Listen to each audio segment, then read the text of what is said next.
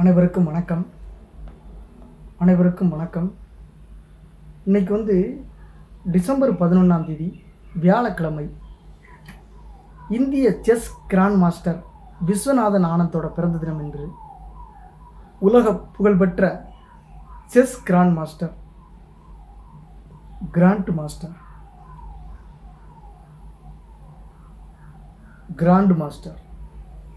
விஸ்வநாதன் ஆனந்த் பிறந்த தினம் என்று இவர் மயிலாடுதுறை மாவட்டத்தில் பிறந்திருக்கிறார். இப்போ மயிலாடுதுறை மாவட்டம், இந்தி நாகப்பட்டினம். மயிலாடுதுறையில் பிறந்தவர் 1969. தந்தை தெற்கு ரயில்வேவோட சதன் ரயில்வேவோட ஜெனரல் மேனேஜராக இருந்திருக்கிறார், பொது மேலாளராக. கூர்மையான நினைவாற்றல் கொண்ட ஆனந்த் 6 வயது முதல் அம்மாவிடம் சதுரங்க பயிற்சி பெற்றார். சென்னை எழும்பூர் டான் பாஸ்கோ பள்ளியில் பயின்றார். ஆனந்தை சிறு வயதிலேயே டால் என்ற கிளப்பில் சேர்த்து விட்டார் தாய். 14 வயதில் தேசிய சப் ஜூனியர் சாம்பியன் பட்டம் வென்றார். 15 வயதில் அனைத்து உலக மாஸ்டர் விருது பெற்றார். 1985 தேசிய போட்டியில் சாம்பியன் பட்டம் பெற்றார். நம்ம சென்ட்ரல் ரயில்வே ஸ்டேஷனுக்கு போவோம் மெட்ராஸில். பட் அந்த ரயில்வே ஸ்டேஷனில் ஒரு பொது மேலாளர் இருந்திருக்கிறாரு. அவரோட பிள்ளை உலக லெவலில் புகழ்பெற்றவர் அப்படின்றது ஒரு முக்கியமானது. இந்திய ரயில்வே துறையில் இல்லை இந்திய பொதுத்துறை நிறுவனத்தில் ரயில்வே துறை மிகப்பெரிய துறை, largest department of public sector in India, government of India.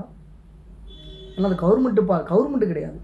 Railway அந்த ரயில்வே பொது மேலாளரும் அது ஒரு தெற்கு ரயில்வே ஜோனில் ஒரு பெரிய பொது மேலாளருமே பெரிய பதவி தான். 1988 15 வயதில் ஆனந்தை சிறு வயதிலே டால் என்ற செஸ் கிளப்பில் சேர்த்துருக்கிறார். அம்மா சேர்த்துருக்கிறாங்க. 14 வயதில் தேசிய சப் ஜூனியர் பட்டம் வெல்றாங்க.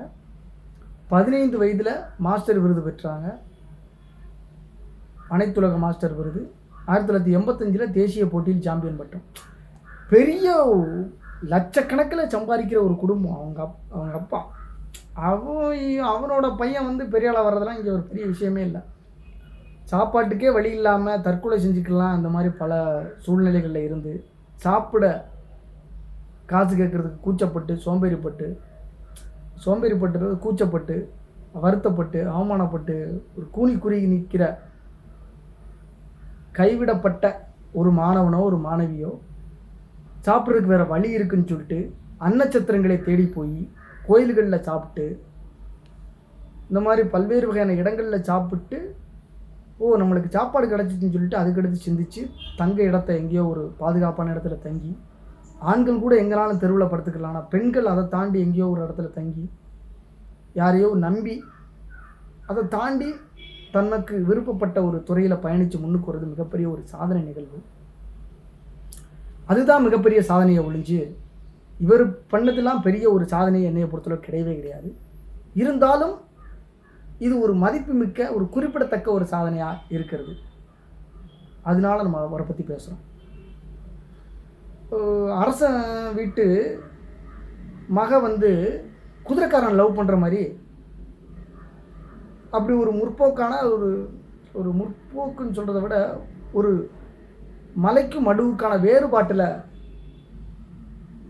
ஒரு இம்ப்ரெஷன் ஏற்படுறதை தாண்டி தன் வீட்டில் இருக்கிற தன் மகன் முட்டாளாக போகிறதுக்கு உண்டான காரணங்கள் இருக்குது. அதை தாண்டி முட்டாளாகாமல் அதை பயன்படுத்தி படிச்சிருக்கிறாரு, அவருக்கு அறிவு ஊட்டப்பட்டிருக்கு அப்படின்றதும் ஒரு கவனிக்கத்தக்க செய்தியாக தான் இருக்குது. அதனால் நம்ம இவரை பற்றி பேசுகிறோம். லயோலா கல்லூரியில் பிகாம் பட்டம் பெறுகிறார். 3ஆம் ஆண்டு படிக்கும்போதே உலக அளவில் ஜெஸ் தரவரிசையில் 5வது இடத்தை பிடித்தார். இறுதித் தேர்வு எழுதுவதற்கு முன்பாகவே உலக சாம்பியன் போட்டிக்கான தகுதி சுற்று போட்டிகள் விளையாடத் தொடங்கினார். 1987 சர்வதேச ஜூனியர் போட்டியில் வென்று சாம்பியன் பட்டம் பெற்றார்.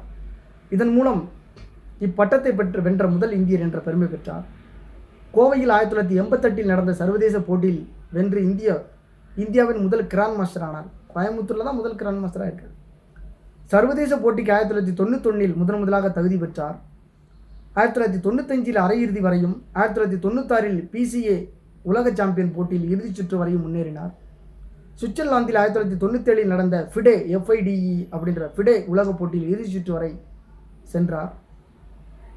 2000 நடந்த சர்வதேச சாம்பியன் போட்டியில் ரஷ்யாவின் அலெக்சி ஜிரோவை வீழ்த்தி உலக சாம்பியன் பெற்றார். ஏன்னா ரஷ்யாவில் தான் அதிகமாக செஸ் கிராண்ட் மாஸ்டர் இருக்காங்க. இதன் மூலம் இந்தியாவின் புகழை உலகளவில் உயர்த்தினார். 2007 மற்றும் 2009 ஆண்டுகளிலும் சர்வதேச சாம்பியன் போட்டியில் வெற்றி பெற்றார். பல்கேரியாவில் 2010 நடந்த போட்டியிலும் 2012 மாஸ்கோவில் நடந்த போட்டியிலும் வென்று மொத்தம் 5 முறை சாம்பியன் என்ற உலக சாதனை படைத்தார். உலக செஸ் கூட்டமைப்பு சார்பில் 2003 நடத்தப்பட்ட போட்டியில் வெற்றி பெற்று உலக அதிவேக செஸ் வெற்றி வீரர் என்ற பட்டத்தை வென்றார். 2005 அமெரிக்காவில் நடந்த சர்வதேச போட்டியில் 2ஆம் இடம் பிடித்தார். 2007 முதல் 2017 வரை உலக தரவரிசையில் பட்டியலில் உலகின் நம்பர் 1 வீரனாக இருந்த பெருமைக்குரியவர். அர்ஜுனா விருது, பத்ம விபூஷன் விருது, பத்மபூஷன் விருது, பத்மஸ்ரீ விருது, தேசிய குடிமகன் விருது, ஜோவியத் லேண்ட் விருது, ராஜீவ் காந்தி கேல் ரத்னா விருது 1997, 98, 2003, 2004, 2007, 2008 ஆகிய ஆண்டுகளில் செஸ் ஆஸ்கர் உள்ளிட்ட ஏராளமான விருதுகளை பெற்றிருக்கிறார். ரஷ்யர்கள் மட்டுமே ஆதிக்கம் செலுத்தி வந்த செஸ் விளையாட்டில் இந்திய ஆற்றலின் பெருமையை நிலைநாட்டியவர்.